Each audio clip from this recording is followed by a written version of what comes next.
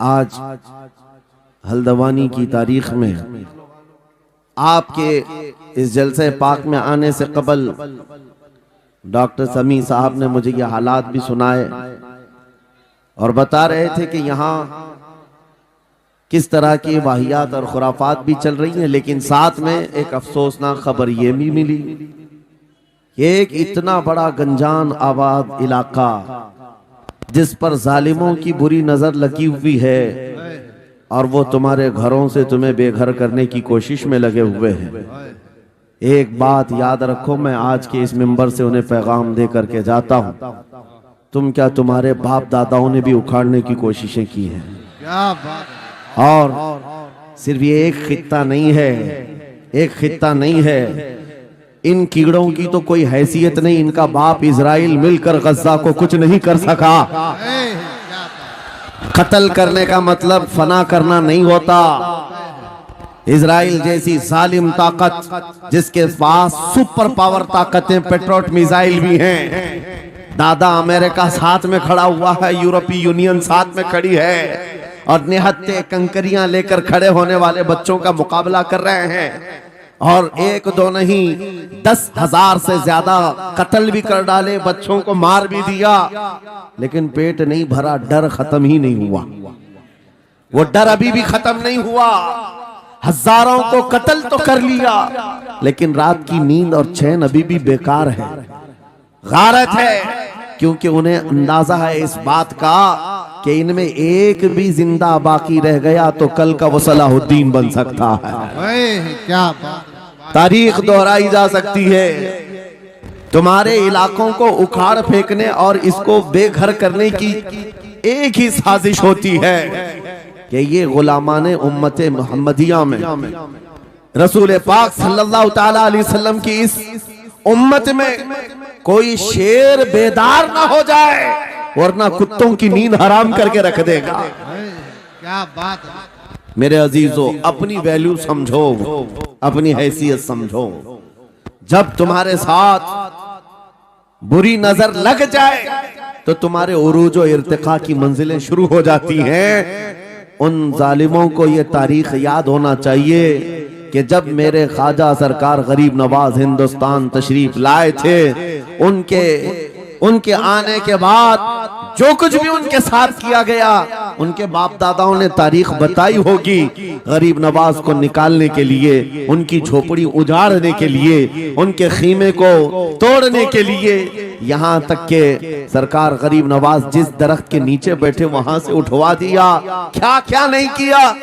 लेकिन आज तारीख 800 साल के बाद भी सन्नाटेदार थप्पड़ मार करके बता रही है, जिसको तुम यहाँ से बेघर करने की कोशिश कर रहे थे, अल्लाह ने उसे ऐसा बादशाह बनाया, तुम्हारी हुकूमतें 5 साल के बाद डील डोल होने लगती हैं। और उस मर्द कलंदर की हुकूमत 800 साल से चल रही है, वो भी गर्दनों पर नहीं, लाखों दिलों पर हुकूमत कायम है। क्या बात है। सुभान अल्लाह। कुरान में अल्लाह फरमाता है, वो अम्मा मा यनफउन नास फयमकुतु फिल अर्द, जो लोगों को नफा देता है वो जमीन में बरकरार रहता है। कुरान की आयत पढ़ करके मैं तुम्हें हौसला देता हूँ, तुम्हें यह हौसला देता हूँ।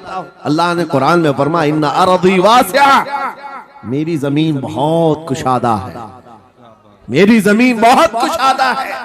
रब ताला फरमाता है, वलक़द कतबना फी ज़बूरी मिन बादि ज़िक्र अन्नल अर्ज़ यरिथुहा इबादियस सालिहून, हमने ज़बूर में ये लिख दिया है कि हम इस जमीन का वारिस नेक बंदों को बनाएंगे। सुभान अल्लाह।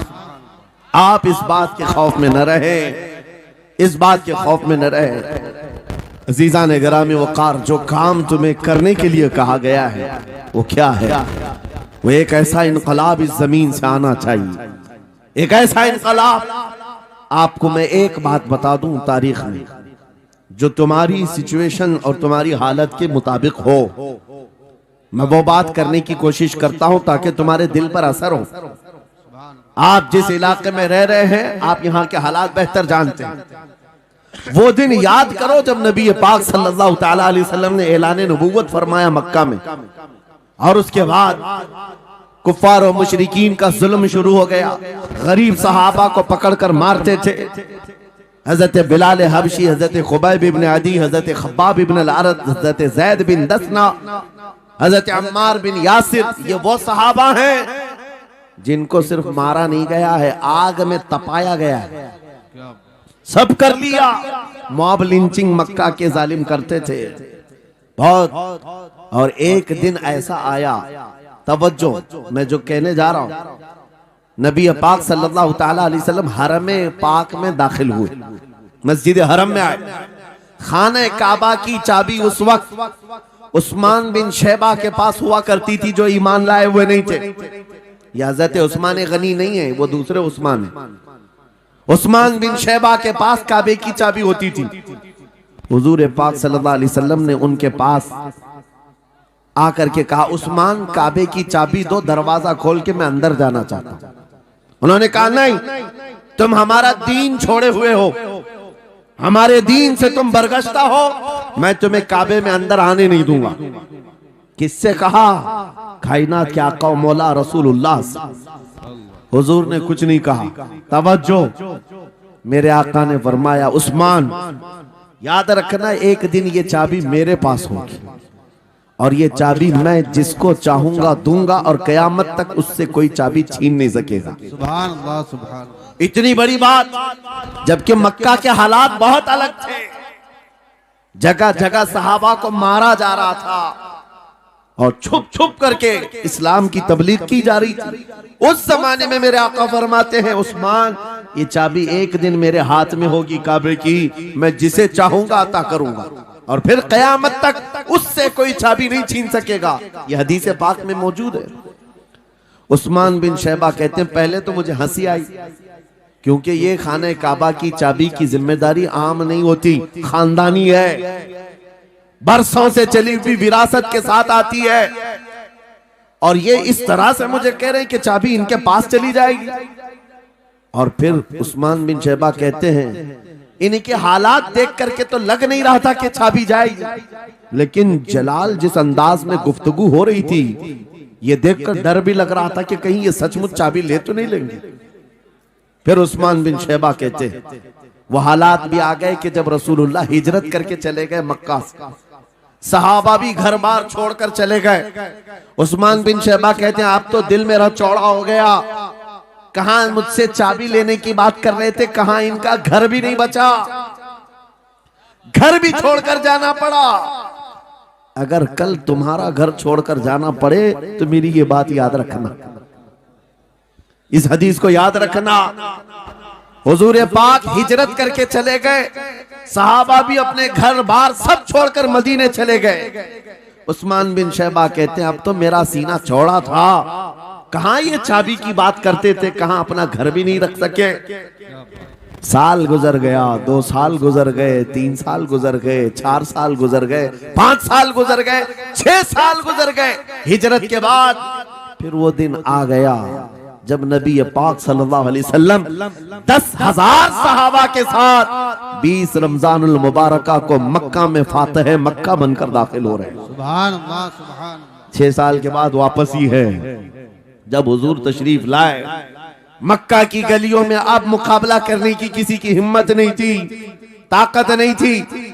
हुजूर पाक जैसी हरम मक्का में दाखिल होते हैं, सारे इधर उधर छुप करके भाग रहे थे जिन्होंने जुल्म किया था अपने दौर में। कोई इसके घर भाग रहा है, कोई उसके घर भाग रहा है। वो दिन आएगा, याद रखो, वो दिन याद रखना। कुफ्फारे मक्का भाग रहे थे, जान बचा रहे थे, और मेरे आका काबे के पास खड़े होकर के ऐलान कर रहे थे, आज तुम्हारी जान बख्श दी गई है, आज तुम्हारे लिए रहमत का दिन है, हम आज किसी के साथ मुकाबला नहीं करेंगे। हुजूर अपनी रहमत के खैरात बांट रहे हैं। फिर अब सुनो, 10,000 सहाबा के साथ जब मक्का मुकर्रमा में मेरे आका दाखिल हुए, अब खाने काबा खोलने की बात थी। चाबी किसके पास है? उस्मान बिन शैबा के पास। बुलाया रसूलुल्लाह ने, कहा है उस्मान बिन शैबा? आए, सर झुकाए हुए आए, ईमान लाए हुए नहीं थे। कहा लाओ चाबी। चाबी दे दिया हुजूर के हाथ में। कहा है उस्मान, क्या मैंने ये बात नहीं कही थी, एक दिन ये चाबी मेरे हाथ में आएगी? वो सर नहीं उठा सके, सर झुकाए खड़े रहे। मेरे आका ने अपने हाथों से चाबी खोला, खाने काबा का दरवाजा खोला और वहां से सारे शिर्क व कुफ्र की आलाइशों को पाक किया। फिर उसके बाद चाबी बंद करके, अब सुनो, मेरे आका बाहर आए और फरमाया, आज मैं ये चाबी ऐसे आदमी के हाथ में दूंगा जिससे कयामत तक कोई छीन नहीं सकेगा। क्या बात है, सुभान कितना बड़ा फरमान है मेरे आका का। सुभान हुजूर ने जब ये फरमाया तो जो बड़े बड़े सहाबा थे उनके दिलों में ख्वाहिश थी, काश चाबी हमें मिल जाए, हमारे खानदान में चलती रहे। वहां सिद्दीक अकबर भी हैं, फारूक आजम भी हैं, उस्मान इब्न अफ्फान भी हैं, हैदर कर्रार भी हैं, रिदवानुल्लाहि अलैहि मजमाइन। सब सहाबा के दिल में ये ख्वाहिश थी, ये चाबी हमें मिल जाए। मेरे आका सल्लल्लाहु अलैहि वसल्लम ने सबकी तरफ देखा और फिर आयत पढ़ी, इन्नल्लाह यअमुरुकुम अन तुअद्दुल अमानाति इला अहलिहा, बेशक अल्लाह तुम्हें हुक्म देता है अमानत उसके अहल के सुपुर्द कर दो। ये आयत पढ़ करके मेरे आका फिर उन्हीं शख्स को बुलाते हैं जिनके पास पहले से चाबी थी, उस्मान बिन शैबा, करीब आओ, करीब आओ। वो कहते हैं मेरी तो हालत गैर थी, आज तो मैं मुजरिम बन करके आया था, कैदी बन करके आया था, मुझे तो आज मारा जाना था, ईमान लाए हुए नहीं थे। हुजूर ने कहा ये चाबी वापस मैं तुमको ही देता हूँ और सुबह कयामत तक ये तुम्हारे खानदान में रहेगी। सुभान अल्लाह। इतना कहना था, उस्मान बिन शैबा ने पुकार कर कहा, ला इलाहा इल्लल्लाह मुहम्मदुर रसूलुल्लाह। क्या बात है, सुभान। मेरे अजीजों, आज भी जाकर देख लेना, दसियों बादशाह आए होंगे, सैकड़ों हुकूमतें बदल गई होंगी, खाने काबा की चाबी आज भी उस्मान बिन शैबा के खानदान में ही मौजूद है। वो सहाबी रसूल। मैं ये हदीस इसलिए आपके सामने अर्ज किया, तुम उस रसूल के उम्मती हो, उस रसूल के उम्मती हो जिन्हें एक बार ललकार करके चैलेंज कर दिया गया था कि काबा की चाबी नहीं देंगे। मेरे आका सल्लल्लाहु अलैहि वसल्लम ने अपने जलाल और जमाल के संगम के साथ ऐलान फरमाया था, ये चाबी मेरे हाथ में होगी।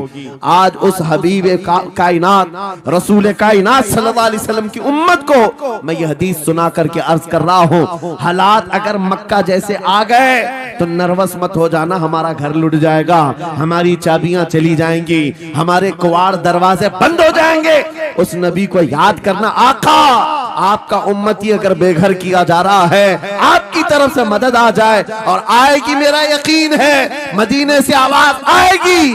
आज ये जालिम कुत्ते अगर तुम्हारा दरवाजा बंद करते हैं, इंतजार करो, इंतजार करो, कुछ देर की खामोशी है, फिर शोर आएगा। आज कुत्तों का वक्त है, कल हमारा दौर आएगा। नारे तकबीर, नारे रिसालत, अज़मते रसूल, शाने रसूल, फैजाने औलिया इकराम, फैजाने आशिक़े रसूल। बात सिर्फ इतनी है कि हम छोटी छोटी तकलीफों से बिलबिला उठते हैं और हम सबर की तरफ नहीं देखते। हमें हालात आज हिला दिए जाएंगे, झिझोड़ दिए जाएंगे। कुरान पाक में रब ताला फरमाता है, अम हसिबतुम अन तदखुलुल जन्नह वलम्मा यातिकुम मसलुल लदीन खलौ मिन क़ब्लिकुम मस्सतहुमुल बअसाउ वद्दर्राउ वज़ुलज़िलू हत्ता यक़ूल अर्रसूलु वल्लदीन आमनू मअहु मता नस्रुल्लाह अला इन्न नस्रल्लाहि क़रीब। मेरा रब फरमाता है, क्या तुम ये सोच कर बैठे हो कि ऐसी ही जन्नत में दाखिल हो जाओगे और पहले वालों को जिस तरह तकलीफें आई तुम्हें नहीं आएंगी? उनको हिला दिया गया था, यहाँ तक कि रसूल ने भी और उनके साथ ईमान वालों ने भी ये कह दिया, ये कहने लग गए अल्लाह की मदद कब आएगी? आगाह हो जाओ, अल्लाह की मदद बहुत करीब है। कुरान की आयत है। तुम अगर ये गुमान करके बैठे हो कि यूं ही जन्नत में चले जाए, हाँ यूं ही हम सारी मंजिलें तय कर लेंगे, जिसका जितना ईमान होगा उतना वो आजमाया जाएगा, उतने इम्तिहानात से गुजारा जाएगा। आज ऐ नौजवानों, तुम्हारे इम्तिहान का वक्त करीब आने वाला है। तुम्हें क्या करना चाहिए? क्या करना चाहिए? इम्तिहान देने के लिए तैयार रहना चाहिए, वरना हवाओं की कीड़े मत बनना। आज हवा उनकी चल रही है तो उनकी जय जय करेंगे, कल इनकी चल रही है इनकी जय जय करेंगे। ईमान वालों की ये मेयार नहीं है। जो ईमान वाला है वो हर आंधी में डटा रहता है, जमा रहता है। खालिद बिन वलीद को याद करो, एक लश्कर लेकर के वो एक इलाके में गए थे। तवज्जो है नौजवानों, हम मैं देख रहा हूं बहुत सारे खड़े हुए हैं और बैठे हुए भी हैं। जो जैसा है वहीं जमा रहेगा, क्योंकि ये महफिल रसूल है, महफिल रसूल है। जाहिर सी बात है, खड़े होने वाले वो भी उतना सवाब हासिल करेंगे, बैठे हुए भी। लेकिन कुरान कहता है ला यस्तविल काइदून, यानी बैठे हुए लोग खड़े हुए लोगों के बराबर नहीं होते। खैर, बात यह है कि आप अपना जहन इस तरफ रखें। खालिद बिन वलीद, उस अजीम मुजाहिद की बात कर रहा हूं रदी अल्लाह तआला अन्हु। एक लश्कर लेकर, नौजवानों का लश्कर था, एक ईसाई किले का मुहासरा कर लिया। और किले का मुहासरा करने के बाद अंदर सख्त लोग थे, मुकाबला कर रहे थे, लेकिन किला फतह नहीं हुआ।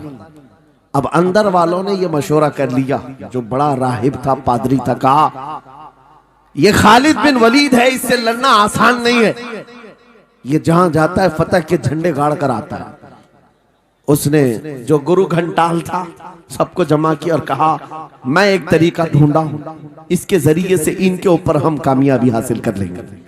सबने कहा हम इत्तेफाक करते हैं। कहा क्या तरीका है? गुरु ने कहा, पादरी ने कहा, ये बैठाए ये सब चीजें महफिल रसूल के आदाब नहीं। जो लोग बैठा रहे हैं, मैं कह रहा हूं जो जहां है, जिस हालत में है, खड़े रहेंगे इंशाअल्लाह। आप अगर खड़े होने में दिक्कत महसूस कर रहे हैं, मैं भी खड़ा होता हूं इंशाअल्लाह, ठीक है?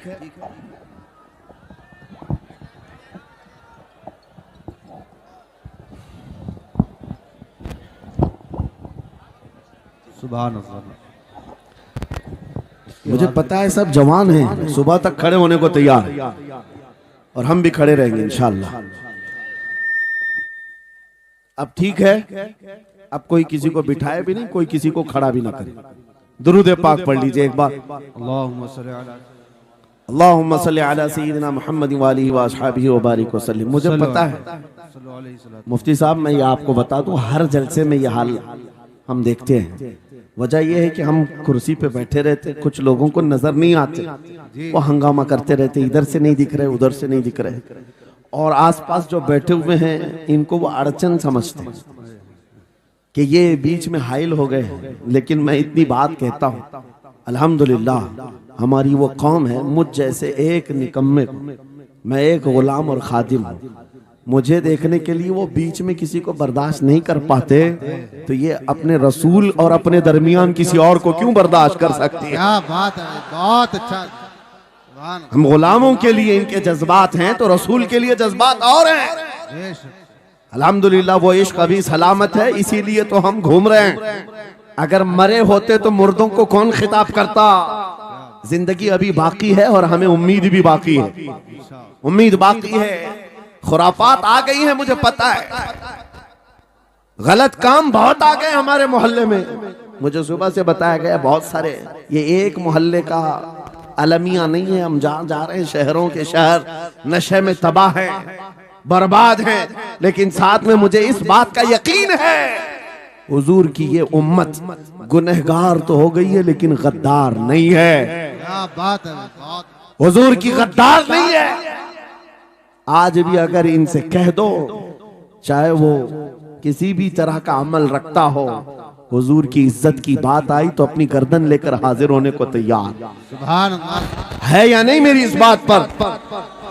सुनो, खालिद बिन वलीद जब किले का मुहासरा कर चुके हैं, ईसाई पादरी ने अपने सारे साथियों से कहा हम इनको 3 दिन का टाइम देते हैं कि हम इनको सुलह करने की बात करेंगे, लेकिन मेरी एक शर्त होगी, या अपने नौजवान साथियों को लेकर बाजार से गुजरते हुए आ जाए, अगर सही सलामत इनके सारे फौजी आ गए हम किले की चाबियां दे देंगे। सारे ईसाइयों ने पूछा क्या करना क्या चाहते हो? उस पादरी ने कहा मुल्क की मशहूर खूबसूरत लड़कियों को और जरो जवाहरात को मैं रास्ते पर बिछा दूंगा, नंगी लड़कियों को खड़ा कर रखूंगा।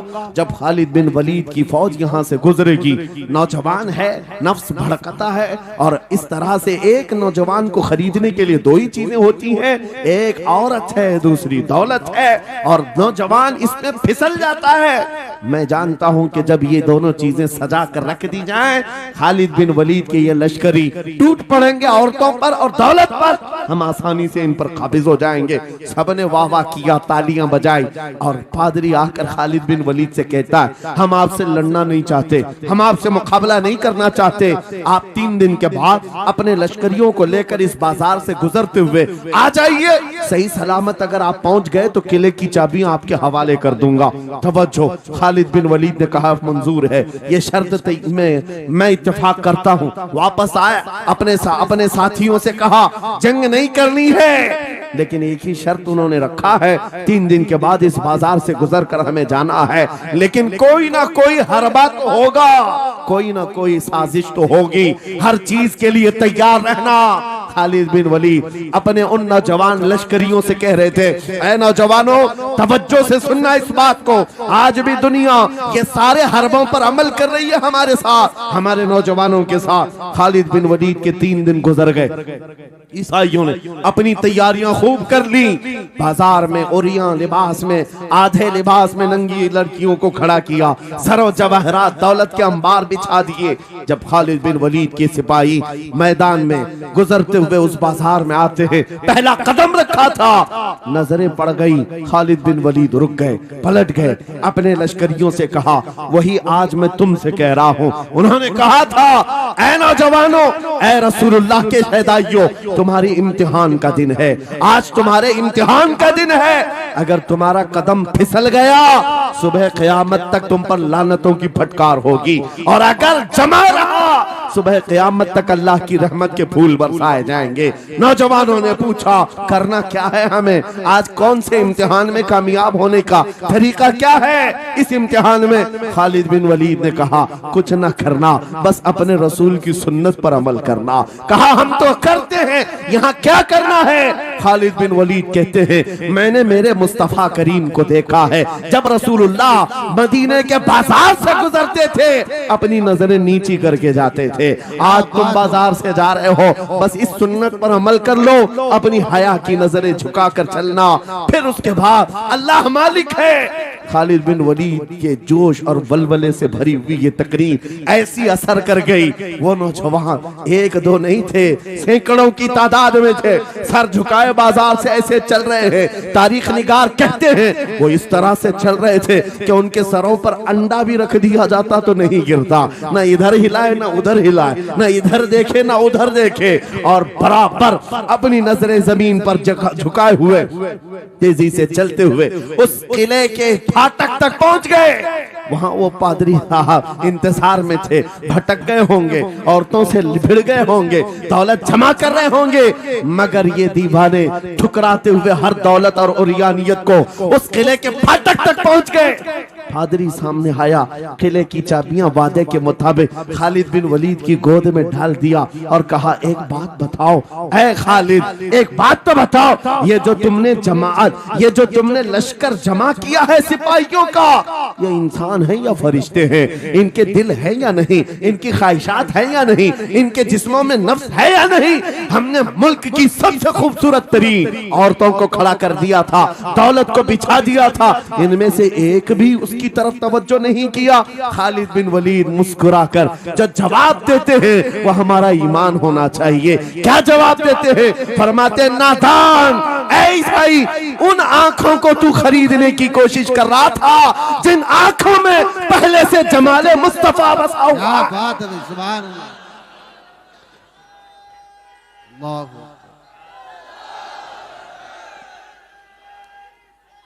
या रसूल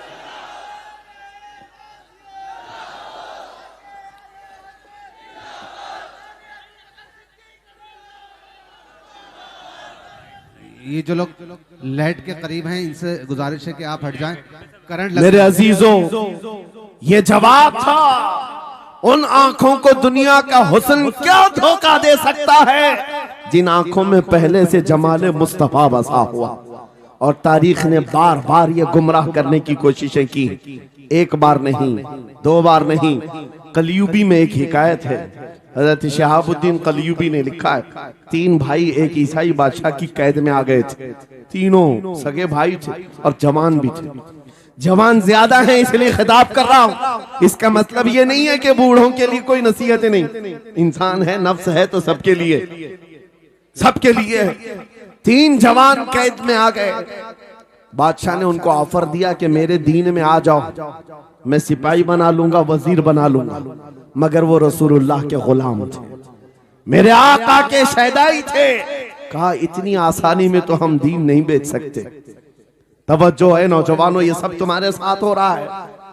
दौलत तुम्हें दिखाकर, हुस्न तुम्हें दिखाकर अगर दुनिया खरीद सकती है तो लानत है ऐसे तुम्हारी जिंदगी पर, तुफ है। फिर वो कैसा ईमान वाला है, कैसा मुसलमान है जिसने अपने नबी की मोहब्बत को हल्की चीज में बेच दिया। उसका कोई ताल्लुक नहीं है। अला ला ईमान अलिमल्ला मोहब्बत अला, आला हजरत ने लिखा है उसका ईमान ही नहीं जिसके दिल में मेरे आका की मोहब्बत नहीं। क्या बात है, अगर मोहब्बत है तो सौदा नहीं करोगे। 3 भाई एक बादशाह की कैद में आ गए और उनको ऑफर दिया गया, दीन बदल लो, हमारे दीन में आ जाओ, छोड़ देंगे। सख्त थे, जमे हुए थे, डटे हुए थे। कहा नहीं, कहा जल्लाद को बुलाओ, कोड़े मारो। कहा तैयार हैं हम। इतना नहीं, बादशाह इतने गुस्से में था, जल्लाद को बुलाया और कहा एक कढ़ाई लाओ, तेल डालो और खौलाओ। तेल डाल करके खौलाया गया। जब तेल खोलने लगा, इन तीनों में से बड़े भाई को उठाकर तेल में डाल दिया। चलते हुए तेल के अंदर जब उस नौजवान को डाला गया तो फौरन दम जदन में रूह निकल गई, शहीद हो गए। 2 भाई देख रहे हैं, अपने बड़े भाई की मौत देख रहे हैं। ये हालात आ गए, ये बातें याद रखना। थोड़ी देर के बाद बादशाह ने दूसरे से कहा अब बताओ तुम्हारा क्या इरादा है। दूसरे ने कहा अब तो और भी तुमने सख्त कर दिया इम्तिहान, हम तो अपने नबी को धोखा नहीं दे सकते और ना ही मेरे शहीद भाई को। बादशाह ने दूसरे को उठाया और तेल में डाल दिया, खोलते हुए तेल में डाल दिया। 2 शहीद हो गए। तीसरा जो था वो 22 साल 25 साल के बीच का था। ये भरी जवानी है, अंगारा होता है।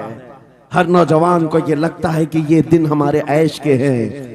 दुनिया में जहां चमकती हुई चीज को देखता है दिल दे बैठता है, माँ बाप से भाग जाता है, घर बार को छोड़ देता है, उसको हर अच्छी चीज बुरी लगने लग जाती है।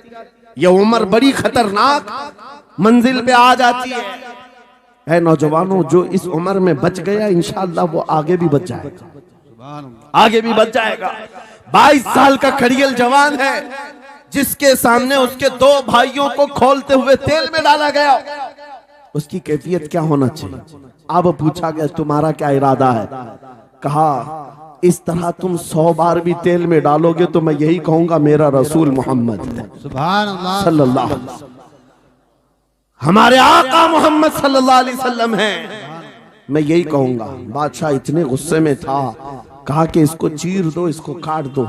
वजीर था बादशाह का चालाक, उसने कहा इसको कत्ल कर देने, मार देने से कुछ होगा नहीं, मुझे 1 महीने का टाइम दे, इसको चेंज करके लेके आऊंगा, अगर नहीं लाया तो मेरी जिंदगी दांव पे लग जाए। बादशाह ने कहा ले जाओ, 1 महीने का टाइम है, इसको बदल करके लाओ। वजह यह थी कि उस वजीर के घर में बड़ी खूबसूरत लड़की थी जिसके रिश्ते के लिए बड़े बड़े बादशाहों के शहजादों के पैगामात आते थे। वजीर ऐसा था कि इस एक नौजवान पर अपनी पूरी मेहनत सर्व करना चाहता था।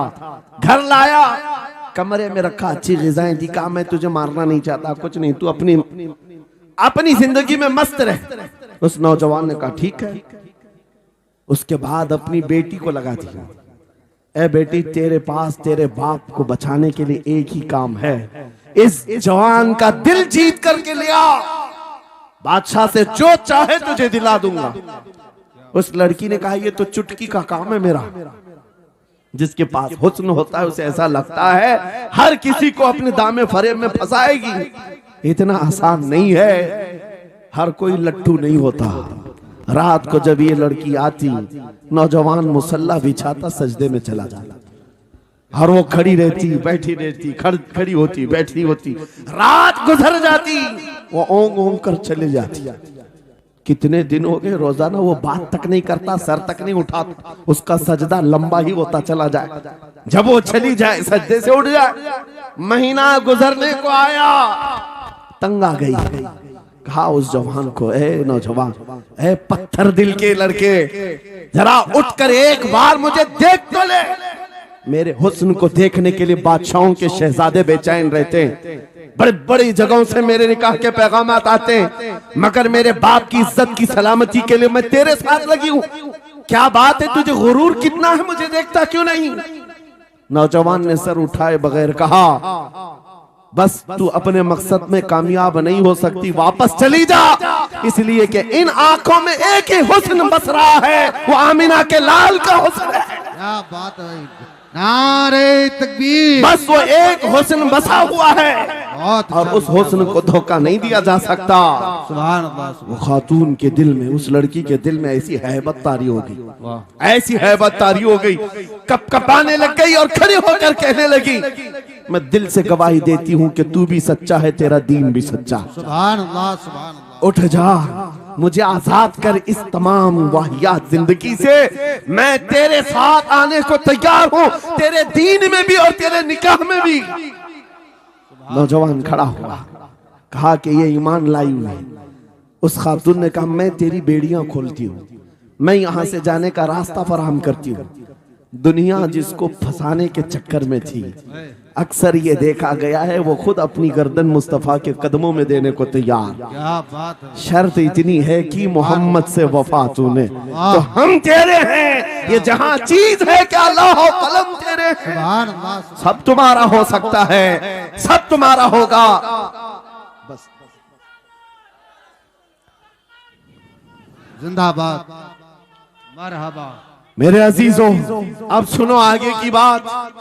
कलियू भी फरमाते हैं, इन जवानों की हिकायत क्यों सुना रहा हूं, ये आने वाले हालात हैं, आने वाले हालात हैं। कहते हैं रात की तन्हाई में उस खातून ने उस नौजवान की बेड़ियां खोल दी, हुजरे का दरवाजा खोल दिया और उसको लेकर के निकल गई।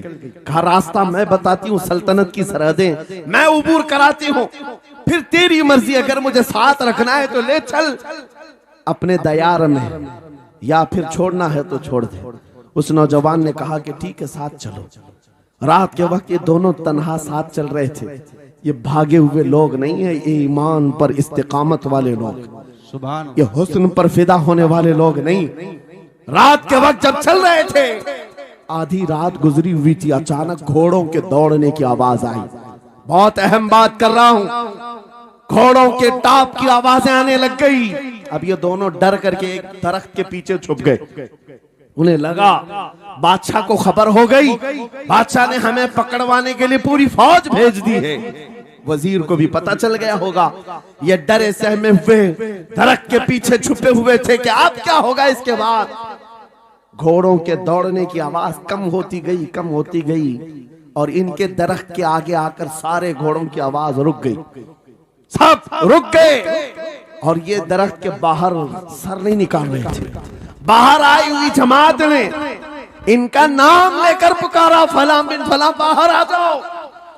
ये नौजवान कहता है, जब मैं बाहर आकर देखा, ये बादशाह की फौज नहीं थी, इसके दोनों शहीद भाई पूरी जमात के साथ घोड़ों पर सवार हैं। सुभान अल्लाह। जिनको बादशाह ने खोलते हुए तेल में डाला था, वो घोड़ों पर सवार आ रहे हैं।